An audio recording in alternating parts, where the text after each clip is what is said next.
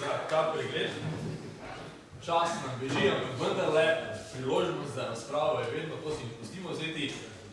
Drage kolegice, dragi kolegi, ima kdo kakršnokoli vprašanje? Profesor Grada moram žal opravičiti, za res neodložljivih obveznosti se je opravičil in je moral oditi.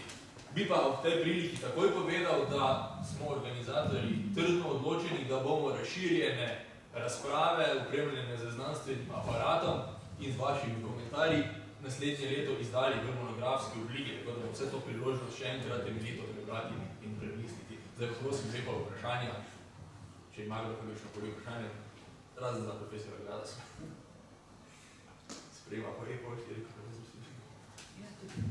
Rok, prosim, izvoj.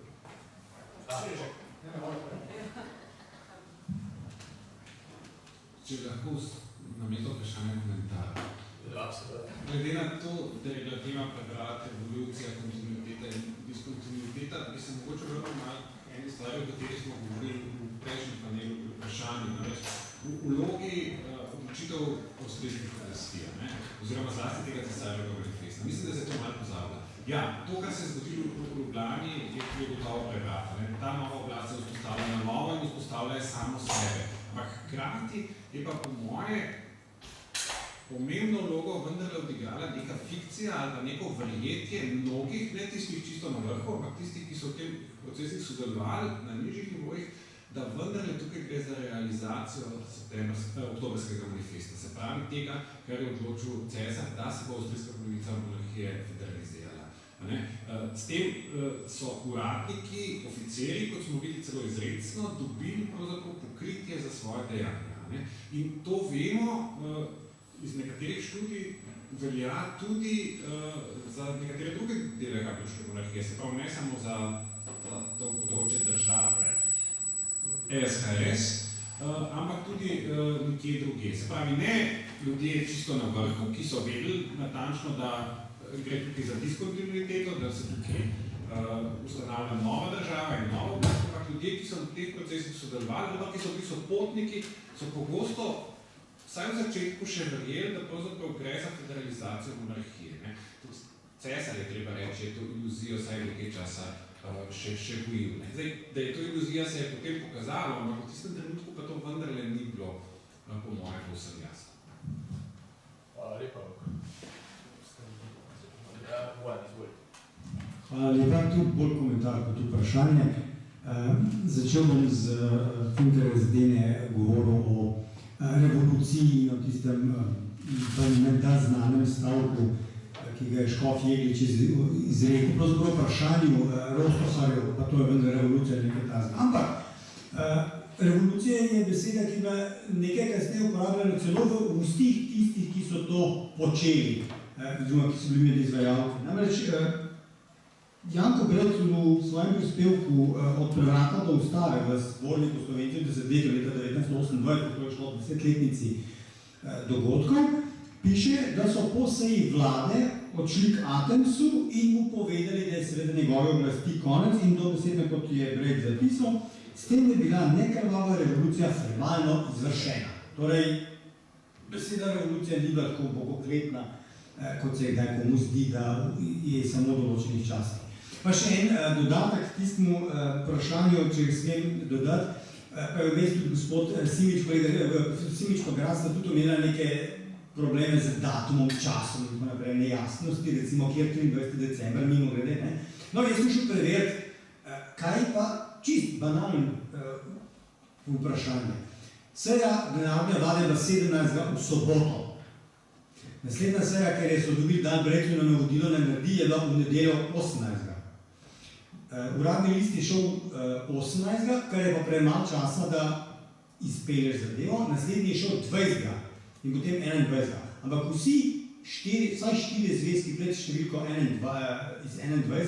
so šli na 2 straneh, kar je očitno premalo za množico materijala, ki ga je treba producirati. Lahko da je bil čist banalno vzrok, premalo papirja. Hvala lepa, Vanja. Če vprašanj več ni, se res vsem tako referentom kot... se upravičujem. Ministrica Škrka, Vanja. Ja, najlepša hvala. Jaz bi imela tudi vprašanje za profesor Čefiča. In sicer tudi v zvezi z prevratom, ker zdaj smo danes že večkrat slišali tudi od profesor Grada, ne, da pravzaprav, in če sem prav razumela, ta prevrat dvakratni je nastal v času, ko je že ena država razpadala. No. In jaz mislim, da smo se naučili iz dejanj 90-91, da pravzaprav razpad je nek proces. No. Zdaj jaz gledam bolj z vidika mednarodnega prava kot zgodovinskega vidika in zdaj v bistvu iz tega dejstva sem tudi jaz v mojih razmišljanjih bolj drzno si dovolila nekako videti tudi razpad Avstro-Ogrske monarhije kot nek proces. Zdaj jaz res teh datumov natančno ne poznam. In zdaj moje vprašanje je, ali menite, da v primeru, ko pride do nekega prevrata, takrat, ko v bistvu ena država je v fazi razpada, tudi faktično, zato ker vse veste, mednarodni pravniki zlasti z vidika načela efektivnosti tudi gledamo na te dogodke. Tako me zanima, a to kaj relativizira samo dejstvo nekega prevrata. No, to bi bilo moje vprašanje. Običajno se pač prevrat smatra kot neko dejanje, revolucija pa naj bi bil širši proces. Nedvomno je bil pa vsa ta prehajanje, torej ali iz Avstrije v državo SHS ali pa v Jugoslavijo, če že hočete, in potem iz Jugoslavije v samostojno Slovenijo je bil tudi proces. Seveda je bil dolg proces, mislim, sorazmerno dolg proces.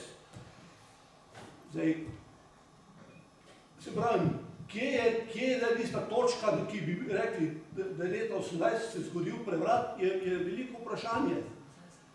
Ali je res imenovanje narodne vlade tista točka, ali vsekakor zborovanje ni. Zborovanje je sprejelo na znanje dogajanje v Zagrebu, kjer je Narodno vijeće, pač, kot sem prej rekel, bilo prisiljeno, po nuji je moralo sprejeti ustanovitev države, ker drugače bi nastalo na pol brez vladje.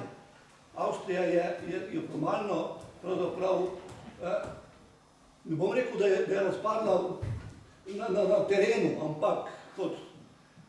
In ko so zvedli pa, da so to ustanovili na Češkem, torej da Češka so zelo hitro pohiteli. Zjutraj je Hrvaški sabor sprejel, torej da se odcepi od Ogrske, in potem popoldan še torej Narodno vijeće. Zborovanje ni bilo organizirano ampak je bilo organizirano kot narodna manifestacija. Kot sem prej rekel, Narodni svet ni bil preveč navdušen nad tem, kar se je bal ljudstva. Kaj se bo zgodilo? Kasneje se je izkazalo, seveda, da ni bilo nobenih izgredov, ni bilo nobene, tisto, kar so oni smatrali za revolucijo v narekovajih, torej, da bo razbijanje in maltretiranje recimo Nemcev in tako dalje. Ampak sprva so to z nekim, bom rekel, nelagodjem sprejeli, da se bojo tega udeležili. Raj se podeležimo te manifestacije in ljudem se pač predstavimo, kot pa da, bom rekel, gre mimo nas in včasih bi rekel Boris Kidrič, niso hoteli stopiti na senco repa dogajanja. Hvala lepa. Jaz bi samo en kratek komentar dala zdaj daljšega pravno-zgodovinskega vidika. Iskanje točke v procesu razpadanja, vzpostavljanja vzporednih oblasti, ko so določene dejanja, koraki, pričakovanja, mogoče spet v neki državniški eliti ali pa nekaj, ki bo tako še postala, gotovo drugače kot bi rekla, v večini prebivalstva. Mislim, da je, kaj se ponavadi zgodi. Za nazaj se vzpostavlja iste take točke. Poglejmo samo avstrijsko pragmatično sankcijo. Ime za ta akt je dala v bistvu prvič ponovila nečakinja, ne, tega Karla VI. Kaj se je res zgodilo 1913? Na tiho, v tajnem svetu je bila izjava prebrana. Za nazaj se konstruira. Tako da jaz to sploh ne bi na ta način jemala in iskala zdaj ta svet igral ene točke. Ne? Ampak v bistvu pogledala, kako se pri interpretacije krešajo, se vzpostavljajo in tako naprej in ponavadi zmaga legitimna in dobita legitimnost tista, ki je v bistvu od strani, ki ima performativno moč, da temu rečemo poimenovanja, ker ima politično oblast. Tako da jaz bi rekla, na ta način je kratek komentar. Hvala lepa, se absolutno strinjamo. Ravno zdaj sem s profesor Vasiličič tudi ugotavljal, da zgodovinar vendarle pišemo zgodovinar, ne seveda za nazaj. Hvala lepa še enkrat vsem skupaj, razpravljalcem, referentom. To sem pozabil še uvodoma omeniti, dogodek, kot je več kot očitno snemamo in posnetega dogodka bo v kratkem dostopu na portalu slovenskega zgodovinopisja Sistori, kjer bo trajno za zgodovino hranjen. Zdaj pa še enkrat hvala lepa vsem z popoldanskim delom, na katerega ste vsi vljudno seveda vabljeni. S popoldanskim delom bomo začeli točno ob 14. uri. Hvala lepa in dober dan.